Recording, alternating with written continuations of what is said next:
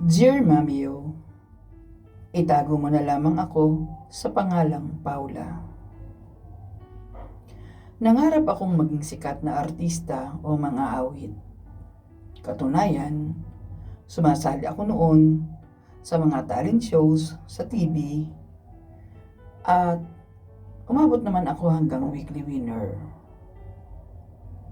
Umi-extra din ako sa mga pelikula at sa iba't ibang TV shows. Sa taas ng aking pangarap, unti-unti kong napabayaan ang aming relasyon ng aking boyfriend na si Ricky. Pau, mag-out of town naman tayo next week. Ricky, wrong timing ka naman. May show kami sa Baguio next week. O di bukas, day off ko naman. Rehearsal namin bukas. Wala akong time this week. Until the last day of this month.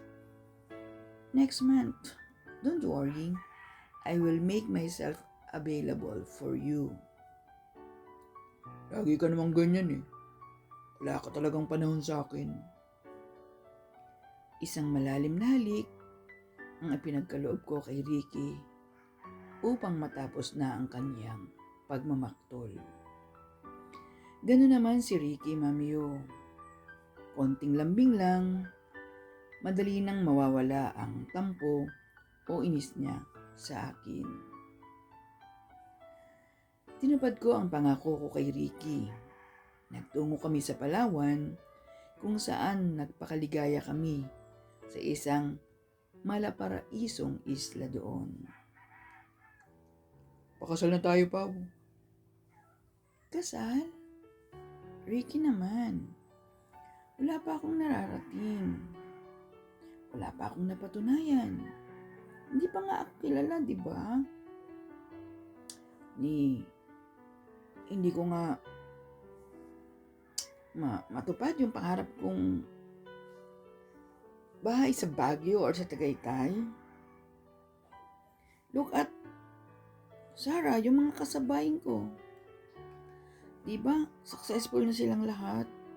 Pero ako, wala pa akong narating. Pau, naintindihan naman kita eh. Pero, paano naman tayo? Anong paano? Masaya naman tayo, di ba? Oo, masaya. Pero gusto ko nang lumagay sa tahimik, Pau. Gusto ko nang bumuo ng pamilya. Ng pamilya natin. Ako, ikaw, ang magiging anak natin. O magiging mga anak natin. Ricky, darating tayo dyan. Wait lang ha. Next year, maraming shows. Meron sa Japan, sa Toronto, at kung saan-saan pa. Sabi kasi ni manager, makakasama ako sa lahat ng shows na yun. Ricky, ayaw kong palampasin yun.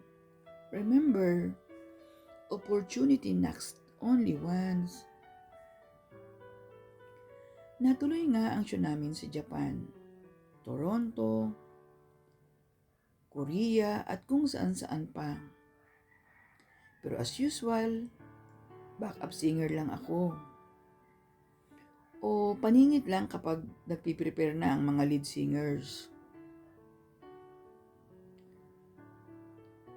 Mamio, katunayan, konting-konti lang ang nakakakilala sa akin ng mga panahong iyon. Pero pinagpatuloy ko pa rin ang buhay ko sa mundo ng showbiz. Pa-extra-extra, wala akong pinalalampas na pagkakataon. Samantalang si Ricky naman, sa isang marketing company, ay na-promote. Katunayan, nag-offer sa branch company sa Dubai sa kanya. Pero, tinanggihan yun ni Ricky. Pinalampas niya ang magandang pagkakataon dahil sa akin. Dahil sa aming relasyon, dahil sa kanyang pag-ibig sa akin. Ricky, chance mo na yung work abroad. Bakit tinanggihan mo pa? Pao, kaya kang mabuhay dito. Kaya kitang buhayin at ang magiging mga anak natin. I know. Pero yung iba nag-a-apply pa sa abroad. Samantalang ikaw, mismong company nyo na ang nagpapadala sa'yo.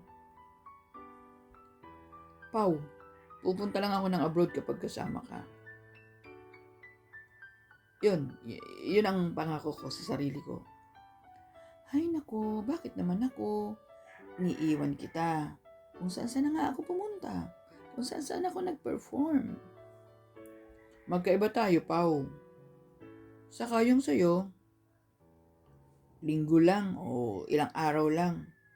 Samantalang ako, 2 hanggang 3 taon. Hindi ko kaya yun, Pao. Ayokong malayo sa'yo ng ganong katagal. Okay, sige. Pero, pinagtatabuyan mo ba ako? Of course not. Ano ka ba? Nangihinayang lang ako. Pero siyempre, mas mahalaga ka sa akin. Namumula na si Ricky, Mamiyo. Kilala ko siya. Kapag gano'n na ang tema ng mga pananalita niya at naiiba na ang body movement niya, alam kong nagtatampo na o nagagalit na ang aking boyfriend. Kaya't mahigpit na akap na lang at halik ang ibinigay ko sa kanya. Nagpatuloy ang aming buhay. Minsan masaya, minsan malungkot, minsan may tampuhan. Pero kahit kailan, hindi na bago ang pagmamahal namin sa isa't isa. Tumatagal, lumalalim ang aming relasyon at ang pagmamahalan namin sa isa't isa. Wala na akong mahihiling pa noon, Mamiyo, liban sa aking career.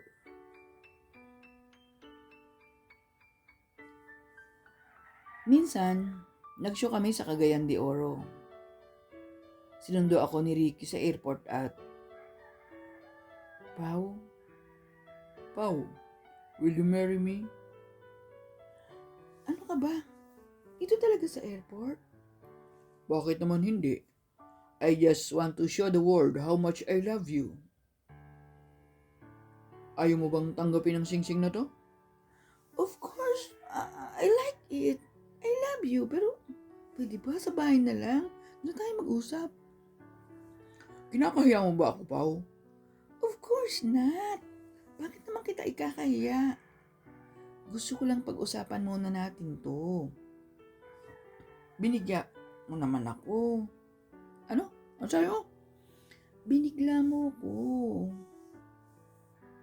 Halika na nga. Ihatid na kita. Sa inyo ba o sa kondo mo? Tahimik na pinatakbo ni Ricky ang aming sasakyan. Hanggang, Ricky, ang tahimik mo naman. Sorry kung ganun ang reaction ko, nabigla kasi ako. Paula, ikaw ang mundo ko. Pero ikaw, ako ba ang mundo mo? Nasaan ba talaga ako sa puso mo? Hindi mo ba gustong makasama ako sa pagtanda mo? Yan kasi ang nararamdaman ko sa iyo eh.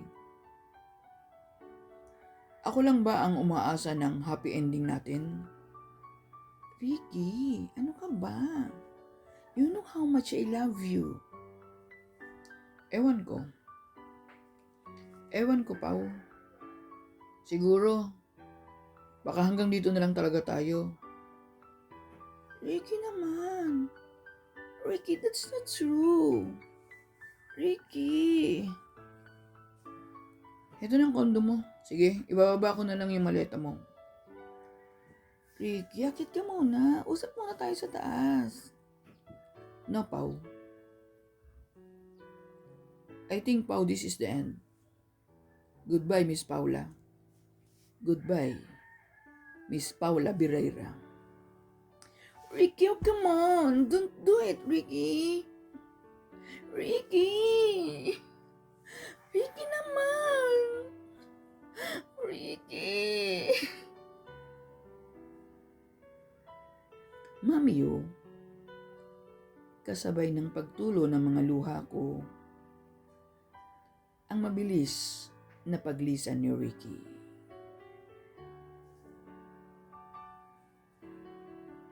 Ilang beses ko siyang hinanap sa parke na lagi naming pinupuntahan. Pero nang minsang maabutan ko siya, nagmamadaling umalis si Ricky. Akin niya ang bike na nirigalo ko sa kanya noong aming anniversary. Sandali ako nagstay doon sa pag-asang babalik pa si Ricky. Pero nung wala na talaga akong mahintay, umuwi na ako sa aking kondo. At laking gulat ko, ando na ang bike na regalo ko sa kanya. Ma'am, ibalik ko daw po sa inyo itong bike na to, sabi ni Sir Ricky.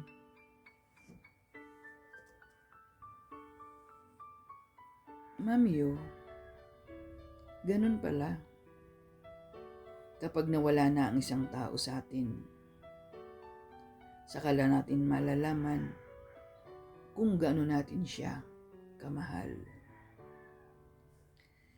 Ilang buwan kong tinawagan, kinulit ang pamilya ni Ricky. Bago ko nalamang nag-abroad na ang aking boyfriend.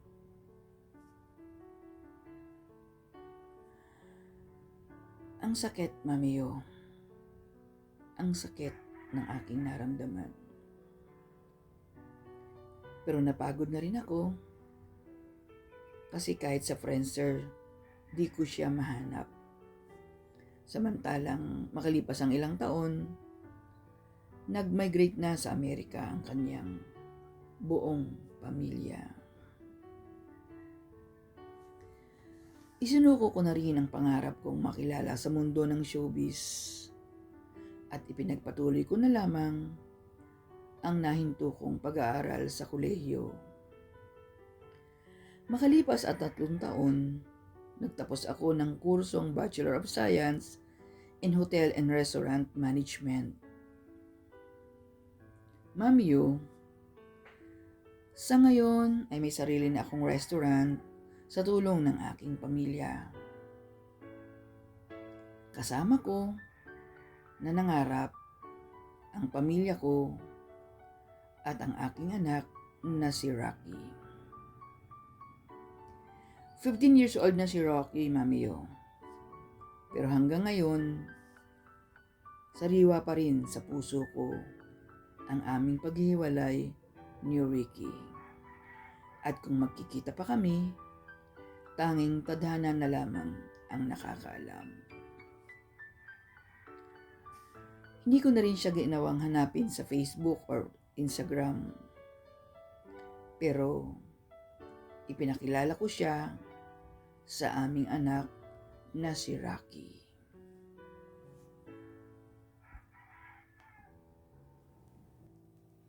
Mamiyo, hanggang dito na lamang ang aking kwento. Ang masalimuot na kwento ng aming pag-iibigan ni Ricky. Gumagalang, Paula. Paula, salamat sa pagbabahagi mo ng iyong kwento at ng iyong buhay pag-ibig. Totoong masakit, kaakibat ng ating pagmamahal ang sakit na ating nararamdaman. Pero naniniwala ako na ang iyong karanasang ito ang higit na magpapatibay sa iyo. At umaasa ako na makakamtan mo pa rin ang lubos na kaligayahan sa darating na mga araw. Time can heal a broken heart, but it can also break a waiting heart.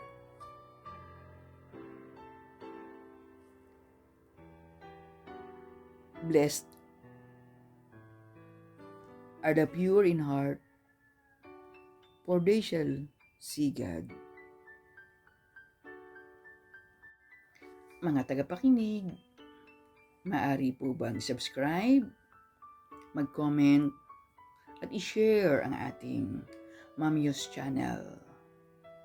Kung meron din po kayong mga kwento ng pag-ibig o kwento ng buhay, maaari nyo pong itong ipadala dito sa Dear Mamio, ito ang kwento ng buhay ko. Bye-bye!